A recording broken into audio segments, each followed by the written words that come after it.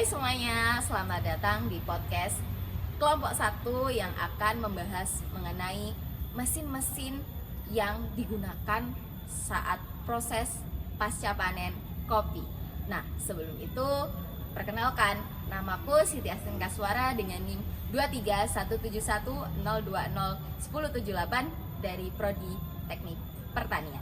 Sebelum kita lanjut lagi ke sesi wawancara bersama narasumber, yuk ikut aku buat lihat-lihat mesin apa aja sih yang nantinya kita bahas. Yuk.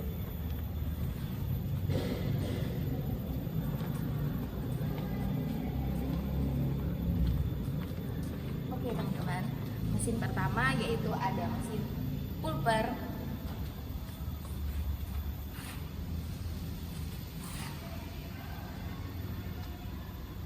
Lanjut, lalu di mesin kedua, cus kita ke sana. Ada mesin washer nih teman-teman. Ini adalah mesinnya.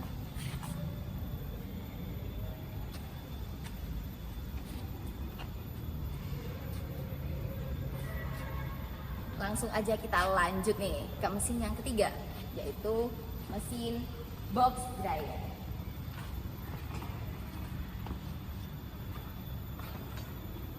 Dan ini adalah mesin box dryer tadi.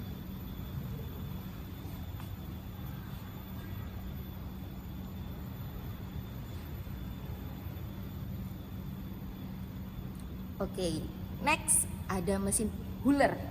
This is huller.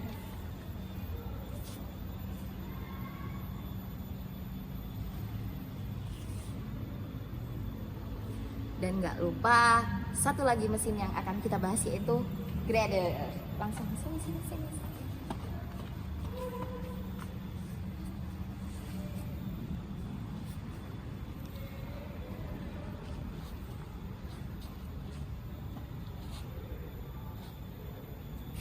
Oke, itu adalah kelima mesin yang kita bahas pada podcast kali ini. Langsung aja, yuk kita ke narasumber pertama untuk tanya-tanya mengenai mesin pulper. Hai teman-teman, langsung aja nih kita tanya-tanya ke narasumber pertama kita, yaitu dengan Kak siapa? Sebelumnya, perkenalkan nama saya Nurul Sdianti dengan NIM 231710201067 dari Prodi Teknik Pertanian. Nah, di narasumber kita yang pertama, aku mau nanya-nanya tentang mesin pulper. Pertanyaan pertama nih Kak, aku tuh penasaran banget. Prinsip kerja dan mesin pulper ini tuh seperti apa ya? Kira-kira, tolong dijelaskan. Oke, siap. Jadi, mesin pulper itu berfungsi untuk memisahkan antara kulit merah dan juga daging buah dari biji kopi. Terus untuk prinsip kerjanya itu ya menekan buah kopi di antara roll atau pengupas piringannya. Jadi itu kulitnya itu terkelupas dari bijinya, sementara bijinya itu tetap utuh. Terus yang pertama itu bisa masuk melalui hopper, kemudian melalui celah roll yang sudah diatur tekanannya. Oke, berarti untuk memisahkan dengan Iya. cara menekan biji-biji Betul kopi sekali. itu.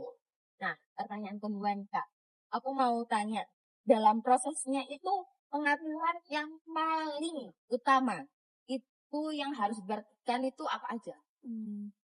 Jadi dalam mesin pulper itu yang paling krusial itu adalah mengatur tekanan rollnya ya. Soalnya kalau tekanannya itu terlalu kuat itu bisa menyebabkan biji kopinya itu pecah. Sedangkan kalau terlalu longgar itu tidak terkupas sepenuhnya. Apalagi kalau kondisi rollnya itu dalam keadaan aus itu bisa mengurangi kualitas pengupasannya. Oke, berarti yang harus diperhatikan itu tingkat tekanannya Yes. dan keausan dari mesin itu. Jadi harus dicek nih teman-teman Iya. sebelum memakai dari mesin pulper. Oke, pertanyaan yang terakhir nih Kak. Dalam proses ini pasti terjadi kendala-kendala gitu kan? Iya. Oke, mungkin terjadi kendala-kendala. Nah, biasanya kendala yang paling umum terjadi itu apa sih Kak? Jadi yang pertama itu ya, biji kopinya itu bisa pecah karena tekanannya itu yang kurang tepat. Terus yang kedua itu kapasitas penurunan terjadi karena itu salurannya itu tersumbat. Terus yang terakhir itu ada kotoran atau ranting kecil yang bisa menyebabkan putaran dari mesinnya itu terhambat karena kotoran itu. Oh, jadi ada 3 kendala utama ya Iya. yang biasanya ditemuin. Berarti harus rutin pengecekan juga pembersihan ya, Kak? Betul sekali. Mungkin cukup untuk mesin pulper yang dijelaskan oleh narasumber pertama kita. Oke teman-teman, sampailah kita di narasumber kita yang kedua untuk menjelaskan gimana sih mesin washer yang digunakan setelah proses fermentasi kopi. Oke, dengan Mbak siapa? Kenalin, aku Inas Alianida dengan NIM belakang 24 1036 1049. Aku dari jurusan kimia. Wow, dari jurusan kimia ternyata teman-teman. Boleh langsung aku nanya aja ya? Boleh silakan. Ngomong-ngomong, aku itu penasaran banget gimana sih cara kerja dari mesin washer itu? Mesin washer ya, jadi mesin washer itu ada baling-balingnya nih di dalamnya, itu digerakkan sama aliran air. Nah, peruntukannya mesin washer ini sebagai tahap selanjutnya setelah fermentasi, yakni untuk yang bijinya itu kan dia bersih dari lendir sisa fermentasi. Oh, jadi digunakan untuk membersihkan lendir-lendir Betul. sisa-sisa fermentasi. Betul. Oke, terus setelah cara kerja kan ciri-ciri itu tuh sudah apa ya, proses pembersihannya itu udah bersih, itu Udah selesai. ya gitu udah Kak. selesai itu gimana sih? Indikasinya kalau biji itu sudah dirasa bersih nih, itu tidak tidak licin Kak, jadi kesep gitu. Itu bisa dianggap sudah bersih. Tetapi kalau dirasa masih licin, berarti licinnya itu masih perlu dibersihkan lagi, jadi proses pencuciannya lebih lama. Oh, jadi diulang atau dari segi durasi ya? Durasi lebih lama biar lebih bersih lagi, biar dirasa sudah kesep gitu, sudah kering lah. Oke, berarti tandanya kalau kopi itu sudah selesai dibersihkan itu udah kesat, kering tanpa ada sisa lendir sedikit pun. Oke. Terus setelah cara kerja dan ciri-ciri kopi yang sudah dibersihkan ini benar-benar sip, oke nih. Iya. Itu kan pasti dalam serangkaian proses ini ada kendala ya, Kak. Kira-kira kendala apa aja sih yang biasanya itu terjadi saat selama serangkaian proses itu? Betul, biasanya sih ini Kak, saluran airnya itu tersumbat sama lendirnya seperti itu. Jadi ya tidak maksimal nih pembuangan lendirnya seperti ya. Itu yang pertama. Terus yang kedua itu debit aliran airnya itu tidak teratur lah Kak, sehingga pembersihannya itu tidak maksimal. Itu airnya bisa terlalu sedikit, bisa terlalu banyak gitu. Jadi sih Kak, beberapa kendala yang biasa terjadi di proses pencucian. Berarti kan sisa fermentasi itu dalam biji itu masih ada sisa lendir. lendir. Nah, lendir ini yang menghambat saluran air Itu bisa jadi seperti itu. sehingga debitnya itu enggak sesuai atau Iya. itu debitnya itu beda ya sama? Beda. Oh, beda konteks. Beda. Oke. Jadi itu 3 hal yang ingin aku tanyakan kepada Kak Inas ya tadi. Oke, setelah tadi dijelaskan tentang mesin washer oleh narasumber kedua, sampailah kita ke narasumber yang ketiga, yaitu dengan Kak siapa?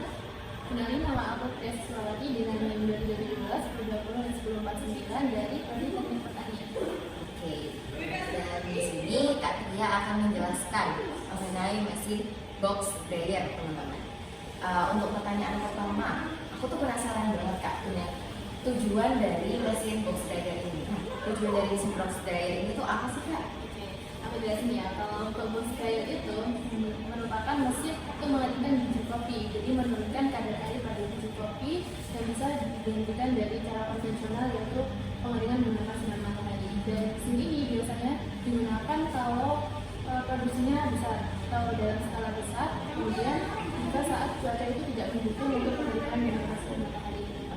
Box dryer ini ternyata untuk menggantikan dan pengganti pengeringan secara konvensional. Next question, itu dari mesin ini tuh kayak apa sih aspek pengaturan teknis yang paling penting? Kalau untuk pengaturan itu yang pasti suhunya ya Kak. Jika operator itu tidak mengatur atau memantau suhu, jika suhunya itu yang paling baik itu 40 sampai 45 derajat Celcius derajat. Kalau di atas itu bijinya bisa sampai retak Kak, atau pecah gitu. Jadi kalau terlalu kering bijinya pecah, terus aromanya itu jadi menurun kualitasnya. Jadi harus benar-benar dipantau ya, Iya. Kak. Suhunya itu dalam range berapa sih? Harus tepat untuk suhunya. Pas teman. Oke, last occasion itu tadi kan sudah dijelaskan nih mengenai tujuan terus pengaturan teknis.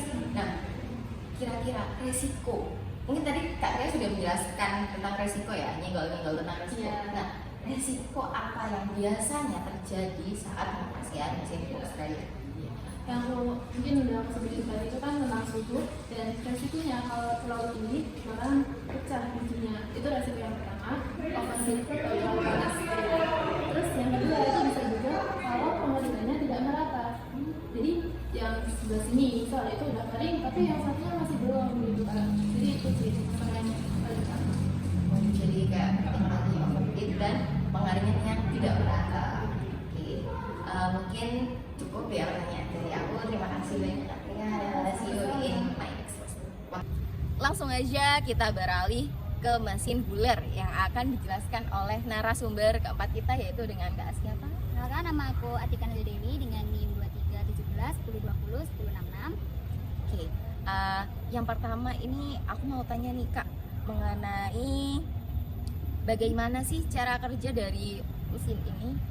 Jadi mesin buler ini itu menggunakan prinsip gesekan ya, dari gesekan drum pengupas sama permukaan penggesek. Nah, jadi itu cara kerjanya itu yang pertama bijinya itu dimasukkan ke dalam mesin buler itu, kemudian bijinya itu akan digesek dengan permukaan tersebut, kemudian akan menghasilkan green bee.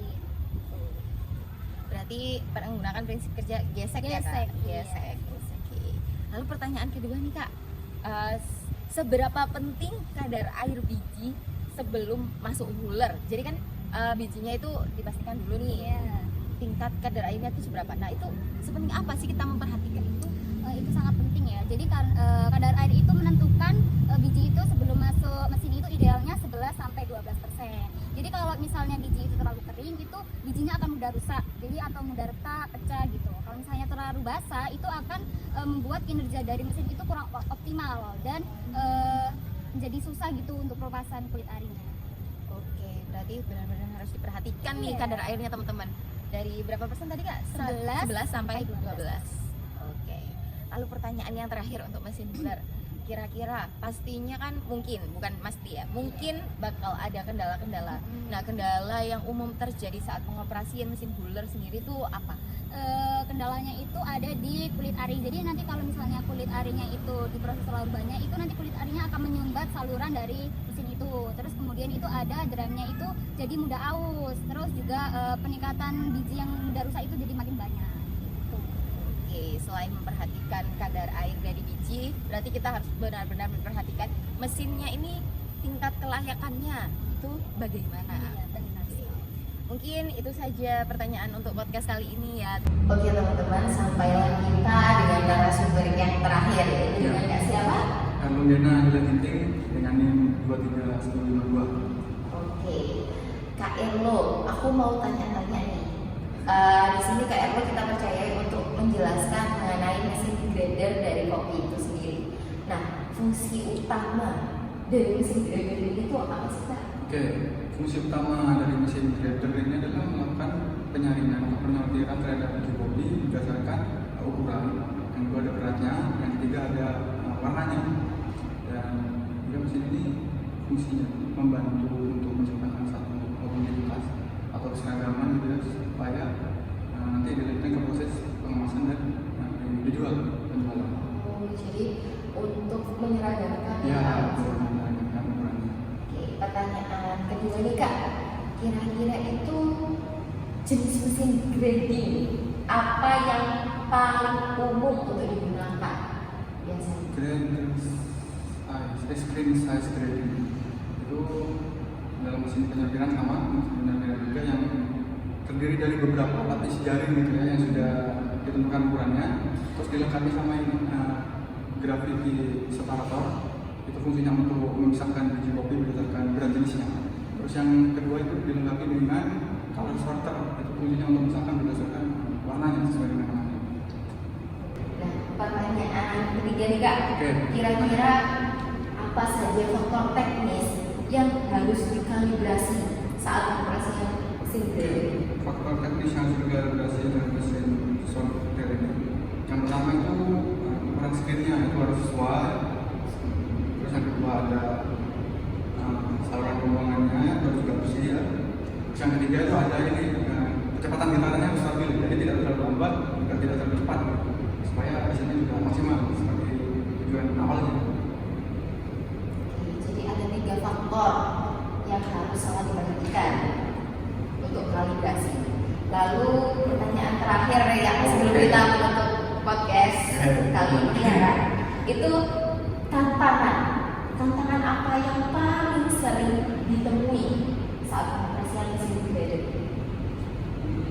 Tantangan yang paling sering ditemui itu hasil translasinya tidak maksimal karena kurang kalibrasi, kayak kurang jarak matematika, terus ada komponen-komponen yang kayak tadi disebutkan, ada gravity separator sama color source-nya juga kurang diperhatikan, jadi itu bisa mempengaruhi hasil outputnya, terus tingkat keseragamannya. Jadi kalau benar-benar nggak diperhatikan itu bakalan berpengaruh sama keseragaman dari kopi yang seragamannya dan kualitasnya juga berpengaruh. mungkin. Terima kasih ya Kak telah menjadi narasumber kita di podcast kali ini yang mengenalkan mengenai mesin embedded. Oke, terima kasih. Kita cukupkan untuk bincang-bincang kita mengenai mesin pasca panen kopi bersama narasumber kita. Oke, terima kasih buat yang menonton video kita. Semoga informasinya bisa kalian pahami. Sekian dari kami.